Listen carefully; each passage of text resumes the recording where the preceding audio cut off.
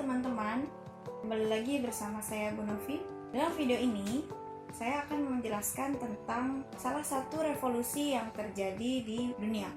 Salah satunya adalah revolusi Prancis. Apa yang muncul di benak kalian pada saat mendengar negara Prancis? Negara Prancis adalah negara yang terdapat di Eropa Barat. Kemajuan Prancis pada saat ini tidak terlepas dari peristiwa sejarah yang telah dialami pada masa yang lalu, yaitu Revolusi Prancis.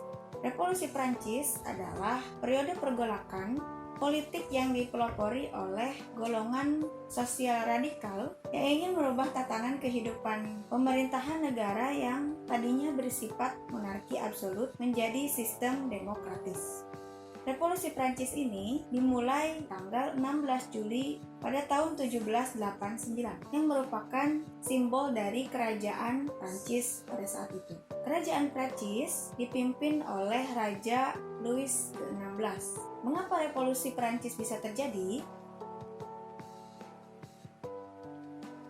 Ada beberapa faktor penyebab dari revolusi Prancis. Yang pertama, kemiskinan. Karena beban yang ditanggung oleh rakyat sangat besar, diakibatkan pemerataan pajak yang tidak sesuai, karena pada saat itu Prancis dibagi menjadi 3 golongan. Yang pertama adalah bangsawan, yang kedua tokoh agama, dan yang ketiga adalah rakyat biasa, terdiri dari kaum bourgeois biasa. Dan pajak yang paling banyak dibebankan itu terhadap rakyat biasa. Faktor yang kedua adalah kesenjangan sosial. Diakibatkan tidak meratanya perekonomian kerajaan Prancis pada masa Raja Louis XVI. Faktor yang ketiga, kepemimpinan Raja Louis XVI tidak cakap dan juga pelin-pelan mengakibatkan tidak dapat mengambil keputusan.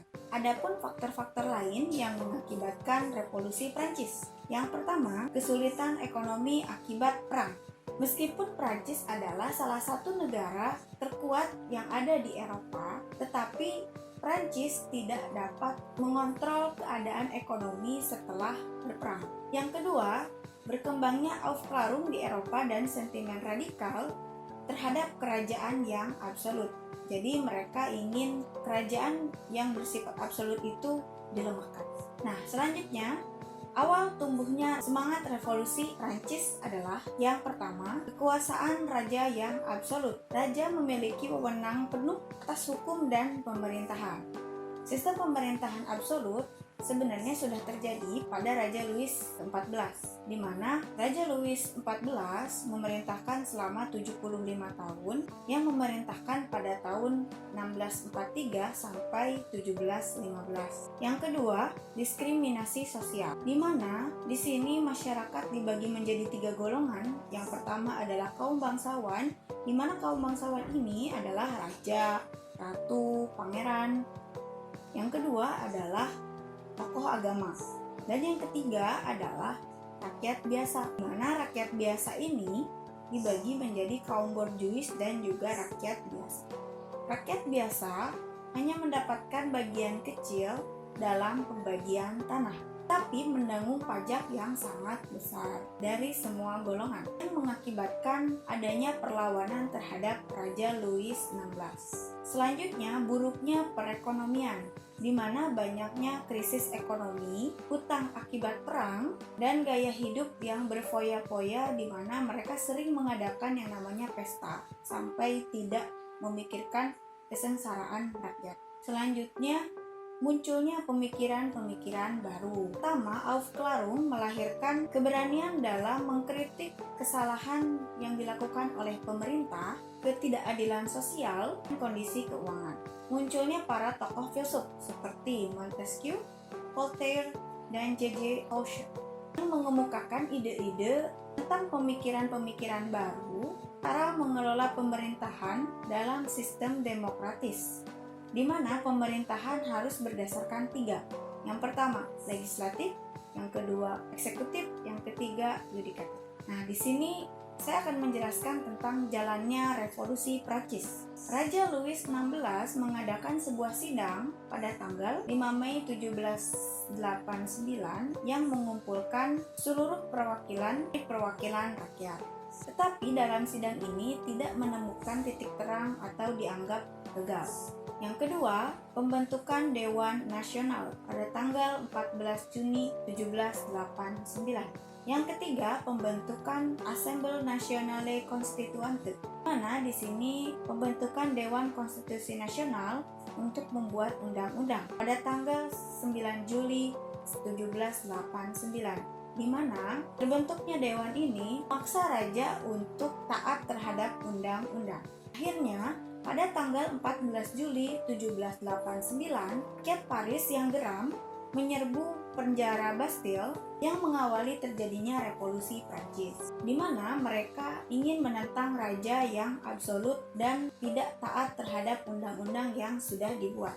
Terjadinya perpecahan di antara golongan ketiga, antara kaum borjuis dan juga rakyat biasa, sekitar tahun 1791 sampai 1792. Selanjutnya, pada tahun 1793, adanya tuntutan pengeksekusian terhadap Raja Louis XVI pada tanggal 21 Januari dan juga kepada Ratu Maria Antoinette pada tanggal 16 Oktober 1793 dengan cara dipancung, yang menandai berakhirnya kerajaan Prancis yang bersifat absolut.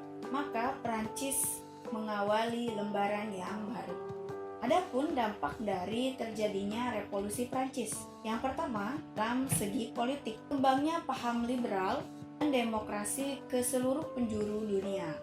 Yang kedua, revolusi Prancis ini mengilhami terjadinya revolusi-revolusi di berbagai negara yang dikuasai oleh kerajaan yang bersifat absolut. Salah satunya adalah Cina, Rusia, dan Jerman. Yang selanjutnya dalam bidang sosial, mendorong penghapusan stratifikasi sosial, yaitu adanya strata sosial di masyarakat. Kedua, menjunjung tinggi kesamaan sosial, kesetaraan dalam kehidupan bernegara. Dan yang ketiga, dalam bidang ekonomi. Jadi dalam bidang ekonomi, negara harus memperhatikan kesejahteraan masyarakat dalam bidang ekonomi. Baiklah, mungkin hanya itu saja yang dapat saya sampaikan tentang revolusi Prancis. Jika ada yang ingin ditanyakan atau masih ada yang kurang jelas, boleh ditanyakan langsung kepada saya. Baiklah, video kali ini dicukupkan sekian. Sampai ketemu di materi yang selanjutnya. Assalamualaikum warahmatullahi wabarakatuh.